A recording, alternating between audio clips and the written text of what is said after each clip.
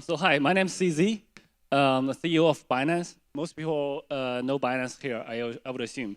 So today I'm actually going to follow up on Professor Lee's topic a little bit and talk specifically about ICOs. And more specifically, how to run a ICO project. And I'm going to use Binance as the story. I'm going to share quite a few of the pictures, slides, some of the points that was never made public before. So yeah, let's keep going. So for ICOs, most people, I think as Professor Lee said, ICOs is a very, very important concept in our industry. And I strongly believe, you can call it ICOs, IEOs. I generally call it blockchain fundraising. So I think this is a killer app for our industry, and we should use it we should use it well, and we should use it very heavily. So I'm a very strong proponent of ICOs. ICOs have a bad name from 2017 because there was too many projects that failed. But it doesn't mean that the tool is not good. It's just that the guys who are using the tools are not doing it properly. So let me run through our example. So ICO is the beginning, but even before the ICO, there's a lot of work to be done. I highly encourage every team to start building their product before the ICO, because once you do the ICO, there's a very short, very tight timeline. So this is a screenshot I dug up from my archives. This is actually on May 27th. This is before our ICO. So as you can see, this is a very simple screenshot of the Binance interface. It still looks like the Binance interface today, but you can see there's no logo, and there's a bunch of Chinese characters and a bunch of. This is a very simple screen that we had before. So even in May, we started building the product, and this is before we actually decided to do the ICO. May 29th is actually an interesting date. We finally finalized on the logo, but we did the inverse of the logo on the third one. We actually took the inner logo, so you can see the Binance logo there.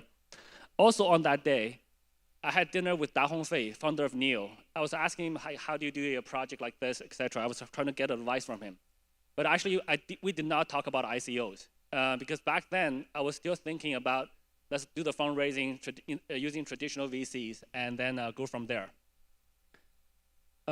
So the team is everything. So we had a team before we started. So it's a 5-piece team. We had about 30 people. So getting a good team that you worked with already and that know each other, that have worked with each other is really, really important. As you can see, by June 6th, the interface has gotten better, and we had the logo. We have some test trades going on. So this is the June 14th, 2017, 2 years ago. This is the famous hot pot dinner in Chengdu. It's about 500 people, all paid by Chandler Guo. He spent 2 Bitcoins on that dinner. So Roger Ver was there, Zan is there, a bunch of other guys are there. That night, after this dinner, I told my team to say, let's start working. We're going to do an ICO. Let's start writing the white paper. And at this dinner, everyone's talking about the ICO. Everyone's like, you should do an ICO, you should do an ICO. I met Bobby from Crypto.com here at this dinner. Don't have a picture, but Bobby's somewhere in the audience. So this is the beginning of the ICO. And what I learned from that dinner is everybody said you can do it in 2 weeks. So you can do it very, very quickly. You can take care of the fundraising. You can raise $15 million or $20 million or however much you want in about 20 days or in about 14 days. So that's a very powerful tool. So we started doing that. And then on June 22nd is the day that we announced the white paper publicly for public consumption. And this is the only conference I traveled to. This is in Beijing. It's like a 4-hour bullet train ride from Shanghai.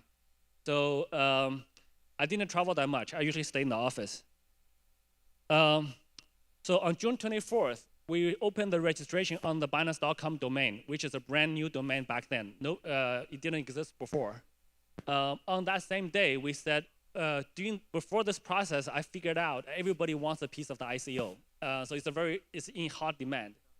So we did a thing that we said, you have to register first, and we will do a first come, first serve order to get allocations for the ICO.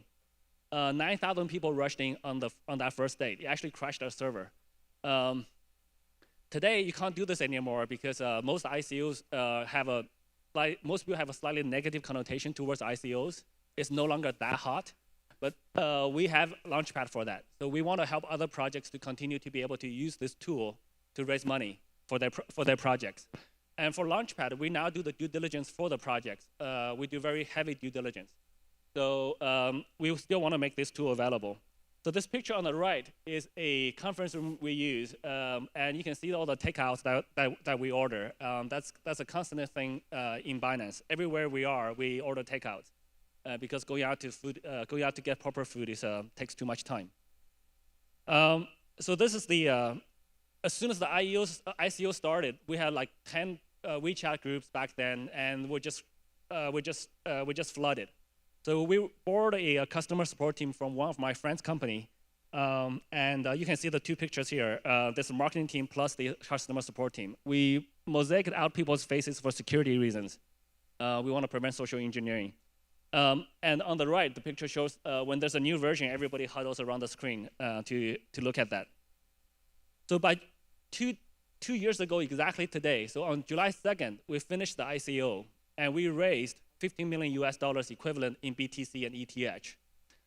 So we finished around 10 a.m. in the morning, and I said, let's go out and have some real food. We finished raising the money. We got $15 million. The team actually said no. The team said we got a lot of work to do because we promised to launch the exchange on July 14th. So instead, they ordered takeout. That's our cafeteria. So it's one table that sits by 4 people. So we usually have like 2 shifts of eating. Just huddling around the desk. So this is how a team that raised $15 million celebrate. But the team is extremely focused on building the product.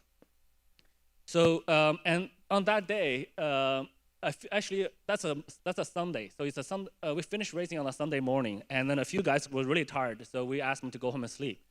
I stayed in the office for a bit longer to write the first article of the Binance.com ICO experience. The link's right there. So I do encourage everybody to read it if you want to do an ICO or IEO. So many iterations follows. So we have 12 days to get this platform live. So by July 10th, so this is what watch trading looks like. So if you're doing testing trades on exchange, that's what the graph looks like. Pushing forward, July 13th, this is the night before the go live of Binance.com, the trading go live. So registration was always open during this whole time. So this team has not slept for basically 2 weeks. Oh, actually, basically 4 weeks now. On the right is our CTO getting some sleep. He actually got an eye infection from the ICO stage because he was sleeping so little, and that still haunts him today. So even today, his eyes gets irritated fairly often. So we didn't have enough aircon, so had a fan blowing against him, and then he's taking a nap. So on the big day, after July 14th, we launched as scheduled, but the BNB price dropped below ICO price. So by this date, we had about 25,000 users registered on our platform, and there was quite a bit of money already. But the 25,000 users are not enough to sustain a $15 million price market cap for our coin, basically. So that's what happened. So if you're running an IEO or ICO, make sure that you have your product, you have your users. You have to build up your user base. Otherwise, you will not be able to sustain a high valuation, and the price will drop. And so for us, it dropped for about 2.5 weeks. And I can tell you that's the highest pressure period of my life. So basically, thousands of people investing in us, and now they're losing money. Some of them are very supportive, some of them are very nice, and some of them are less nice, and they were commenting on my ancestors and stuff like that. So, but anyway, during that period, I also took my own money out to buy BNB, trying to keep the price up. That's the only time I actually traded on BNB. But it didn't work. The price kept falling. So we fell about 35%ish. So interestingly, after the price of BNB went back up, I forgot about this account. I only rediscovered this account recently, and it had a lot of BNB in it, and it went up about 400x. So that's a very nice chunk of money, actually. So we did many things to try to bring the price up, right? So we also did many innovations for Binance. So Binance is the first exchange to do exchange-based airdrops or gas distributions, as well as staking supporting forks, helping with mainnet upgrades, and eventually helping with IEOs. So even during the first few weeks, we were doing the top 4, but our price was still under ICO. So this is a conference I attended in Shanghai on July 30th, 2017. There's 3,000 people, and this is one of the 6 conferences in Shanghai that month. So it's a very hot period. Every conference is more than 3,000 people. So what turned the price around? This is a trigger point. So when my co-founder He Yi joined, we announced that she was joining. From the day that announcement went out, and a week later, the price of BNB went up 29x. So yeah, it's kind of hard to see there. It went from 10 cents to about $2.96. So basically, get good partners. But I think honestly, she's a very strong trigger. But the previous build-up was actually also credit. So the team did a lot of work to make this happen. So we continue to build. By August 11th, we had the mobile version out, and by September 11th, we had the Android iOS, and by November, we had the Mac client. So not everything is smooth sailing. So on August 29th, 2017, I told my team, we have to move the servers out of China. And it's a lot of work. It's an understatement. So we said, fine, we'll do it. So we announced for 2 hours, prepared for about a week, announced for a 2-hour downtime. It took about 6 hours, and that was from midnight to 6 a.m. By 6 a.m., we finally migrated everything. This is the first big downtime for Binance. So everyone was kind of anxious. So I started communicating with, back then we were actually mostly using Slack channels. So we were using Slack. I was on Slack the whole time. And so people kind of liked it. So from then on, we established the industry norm where we communicate every hour, no less than every hour when there's downtime. So I think many other exchanges copy us now, which is really good for this industry. Why did we do that server migration? By September 4th, the China ban came out, right? So China announced that they're not going to allow exchanges. So we actually had enough. When we made that decision, especially we were not 100% sure, but we kind of felt that it was coming. So there's a couple of things that happened here, which is quite interesting to share. China also demanded that any ICO projects return the funds to the investors. Of course, for Binance coin, the price is so much higher now than what they invested. Nobody wants to return anything. But Binance did help 4 projects do ICOs on our platform. And because of the announcement, the price of those ICOs actually dropped below the ICO price. And we did a calculation. If we return the whole fund, the original fund to all the users, it would cost us $6 million to cover the loss for the other 4 projects that we helped. But we said we're going to do it. And this got tremendous positive feedback from the Chinese community. And it was actually a fairly simple decision, so protect your users. And because of that, all the Chinese users actually came to us during that period. So that actually helped us quite a bit. So September, BNB first took a hit based on that announcement, but it continued to climb. So by October, it actually kind of recovered. So this is the iOS, Android. So the next 3 months were like kind of smooth sailing, or actually more than smooth sailing. It was like just growing like crazy. We was number 10, number 5, number 3, number 1 exchange. So by December 17th, 2017, BTC price reached all-time high, and Binance also became the world's number 1 exchange in trading volume. And we have massive user registrations. We had to actually pause registrations for a while, temporarily. So things continue to grow very rapidly. So by January, I was doing a live interview on Bloomberg. I said Warren Buffett is wrong about crypto.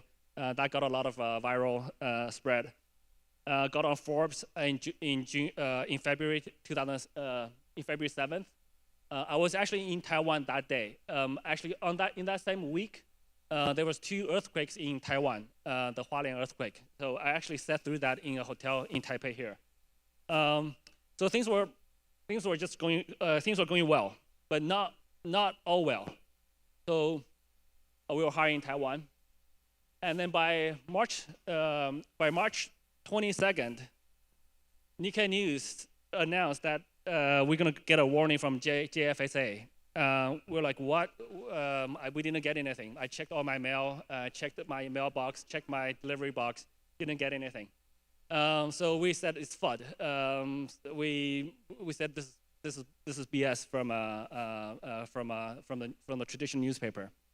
Interestingly, 2 days later, we got the letter. We got the email. So 2 days later, we got the email. So the newspaper was able to know 2 days before we did. So that's that. But luckily, nothing's all negative. So on that morning, we got that email. I tweeted out saying we got the email. We don't have a plan yet. By noon, Bloomberg interviewed me again. Told them that we were planning to Malta. We were planning to move to Malta. By 4 p.m., that would be 8 a.m. In Europe, Malta time. I guess Prime Minister Joseph woke up and he tweeted, "Welcome to Malta at Binance." So this is the first Prime Minister of a country to welcome a blockchain business. So there's some negative stuff, there's some positive stuff. So I think this tweet is actually quite important for our industry. Otherwise, the Bitcoin price probably would have dropped more. The Bitcoin price not only did not drop, actually went up after this. So after that, I started visiting more countries, including Taiwan. So I was in Togo meeting with the president, in Ghana meeting with the president, Bermuda, that's the Bermuda shorts there, and many other places. So I kind of view the world as one. So we continue to push. 2018 is a build year. 2018, everybody knows, is kind of a bear market. But especially in a bear market, I want to tell all the projects, you gotta build. You gotta build your products. You gotta get your users. So in 2018, we did all of these things. So from Binance Info, Mac iOS client, acquisition of Trust Wallet, Binance Academy, Binance Labs incubation program, Binance Info, Travel by Bit, Binance Uganda launch, Binance charity platform, Binance Research, and sub-account institutional support. So that's all 2018. So even though the market is not good, you ignore the price, just keep building. And so this is all the, so on 2019, we actually picked up pace even faster. So now we have Binance Jersey, OTC, Desk, Trust Wallet 2.0, fellowship programs, Binance Chain, Binance Lite Australia, Binance DEX, which is huge, Binance Singapore, and we just fully released margin. So now anybody on Binance.com can use margin trading. And we also have BAM, which is Binance US, which is our partner in the US, and a few other things coming. We launched the BTC peg tokens. So we continue to build throughout this really tough period. Well, 2019 is getting better. So 2019, on January 28th, we launched the BitTorrent Launchpad project, the IEO. And this is at the lowest point of the BTC price. So the BTC price pointed by the arrow is the lowest at that point.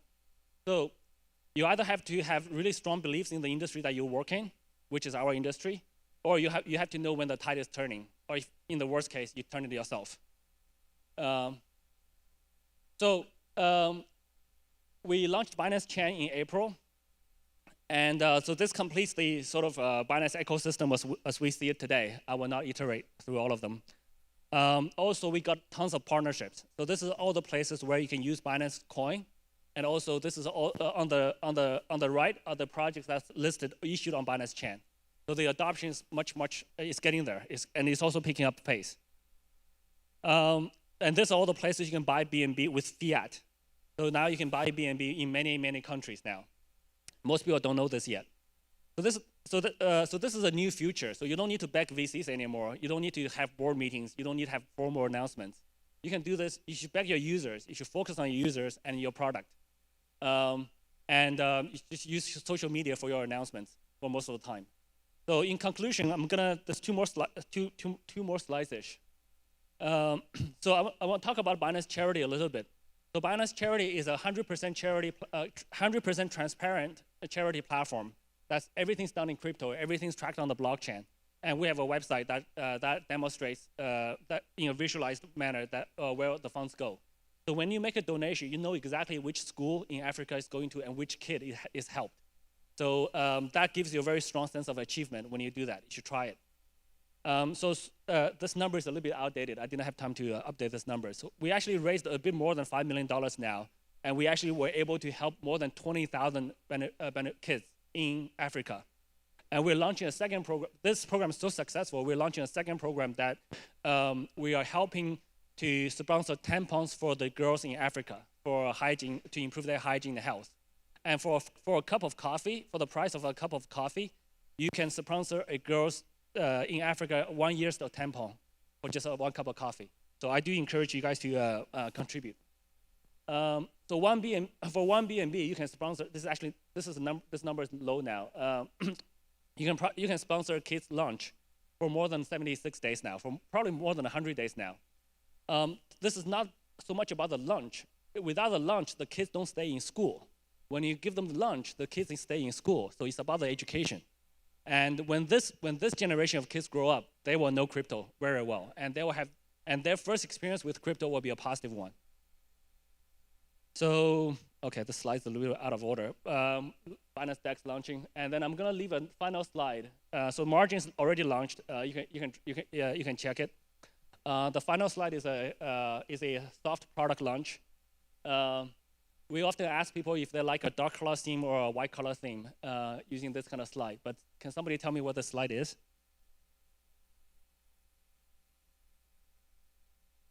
It's got a 20x up top, and it's got long and short, the futures trading screen. So Binance will be launching a futures platform very soon. I don't have the exact dates yet. The simulation test version will be live in a few weeks. No exact dates. But this is an actual screenshot of a working system. So Binance Futures is coming. So that's it. Thank you very much for listening. And if you have any questions, I'll be taking some questions outside. Thank you. Cheers. Thank you, CZ, for a thorough representation of how to run an ICO project.